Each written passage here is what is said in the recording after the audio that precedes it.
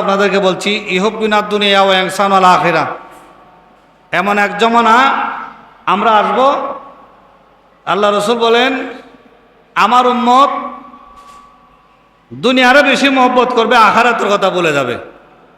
এই জমানে আমরা ভুলে গেছি কেন?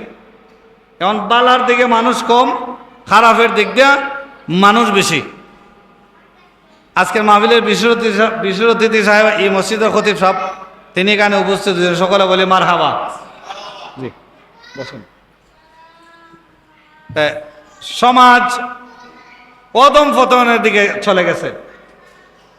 এই সমাজের বালা করা আমরার পক্ষে সম্ভব হইব কিনা জানি না, কারণ সমাজ এমন দিকে দাবিত হচ্ছে,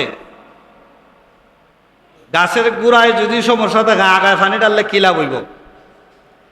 বাবা মা ছেলে মেয়েরে শাসন করে না, ছেলে মেয়ের হাতে মোবাইল দিয়া ছেলে মেয়েরে করছে নষ্ট। অনলাইনে জুয়া খেলায়, ফ্রি ফায়ার খেলায়, ওয়াইফাই ঘরের মধ্যে 500 টাকা মাসে ওয়াইফাইয়ের বিল দেয়, ইমাম সাহেবের বেতন দেয় 50 টাকা। সবসময় ওয়াইফাইয়ের মধ্যে ঢুকিয়া ছেলেমেয়েরা সিনেমা দেখে, ইতা দেখে। ছেলেমেয়েরা মার্কেটে বিভিন্ন জায়গায় ঘোরাঘুরি করে, পর্দা নাই, হুশিদা নাই, নামাজ নাই, রোজা নাই, দনি আছে, তৌফিক আছে, হজ আছে, জাকাত নাই।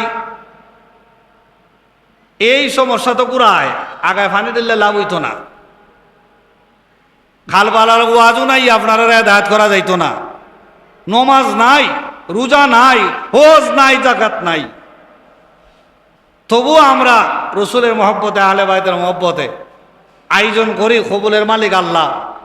আল্লাহ যেন আজকের এই মহতী অনুষ্ঠান বাবা ফাসফির রহমতুল্লাহ আলার খাতিরে আজকের এই সোহাদা কারবালার মাহফিল যেন আল্লাহ কবুল এবং মঞ্জুর করেন। সকলে বলে আমিন। ওয়া মা আলাইনা ইল্লাল বালাগ। আসসালামু আলাইকুম ওয়া রাহমাতুল্লাহ।